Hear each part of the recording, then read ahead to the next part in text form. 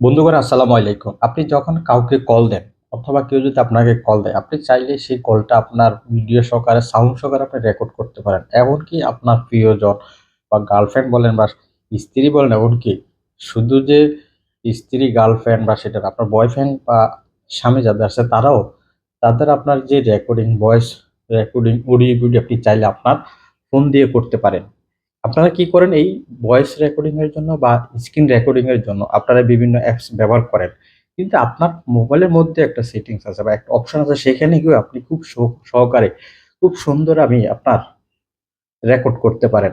আপনার video voice high quality থাকবে, আপনার ভিডিওর কোয়ালিটি হাই কোয়ালিটি থাকবে। কিভাবে এই কাজটি করবেন বা কিভাবে আপনি আপনার কল রেকর্ডিংটা আপনার এইচডি আকারে করবেন বা ভয়েস আকারে করবেন, আজকের ভিডিওতে শেয়ার করে শিখতে পারবেন।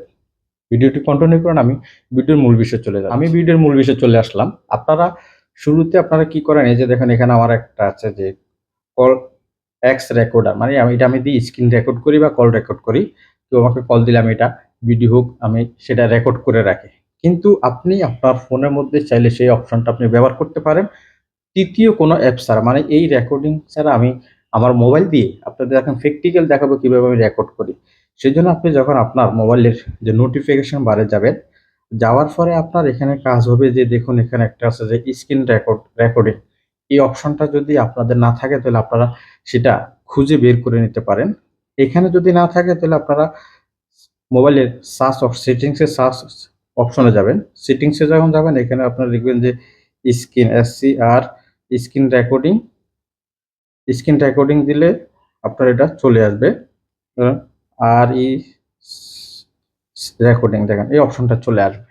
এখন এখানে আপনাকে কিছু সেটিংস করতে হবে। যখন রেকর্ড সিস্টেম সাউন্ড এটা আপনাকে অন করতে হবে। আপনি এটা অন করে দিবেন। রেকর্ড মাইক্রোফোন সাউন্ড এটা অন করে দিবেন।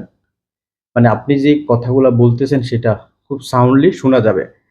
এরপর আপনি এখানে দেখুন যে আপনার ভিডিও ফ্রন্ট ক্যামেরা সেটা অন থাকবে। সেটা আপনার অন করে দিতে হবে বা আপনাকে এটা এই সেটিংটা অন করে দিতে হবে। এটা দেওয়ার পর আপনি ভিডিও ফরম্যাট কোন ফরম্যাট চাচ্ছেন আপনি সেটা, এই যে ফরম্যাটে গেলে আপনি যদি H.265 বা H.264 এটা যদি আপনি কোন ফরম্যাটে করতে চান সেটা আপনি করতে পারেন। এখন ধরুন আমি একটা কল দিচ্ছি। আমার এক লোক আমি ইমোতে গিয়ে কল দিচ্ছি ধরেন আমি এটাতে কল দিলাম। আমি এটাতে যাওয়ার পর আমি ভিডিও কল দিলাম। দেখুন আমার এটা ভিডিও কল রেকর্ড হচ্ছে।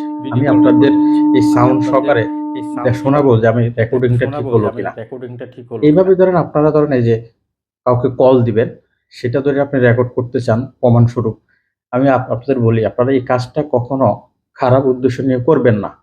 কারণ আপনার প্রত্যেক পজিটিভের পাশাপাশি একটা নেগেটিভ বিষয় থাকে, নেগেটিভটা পরিহার করে চলবেন। পজিটিভলি বিষয়টা নিবেন, তাহলে আপনি খুব সুন্দর করে আপনি রেকর্ডিং সিস্টেমটা আপনার মোবাইলে আপনি ব্যবহার করতে পারেন।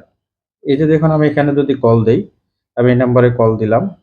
কল দেওয়ার পর দেখুন আপনারা এই যে আমি যে মাইক্রোফোন নট অ্যাভেলেবেল এটা একটা চলে আসবে।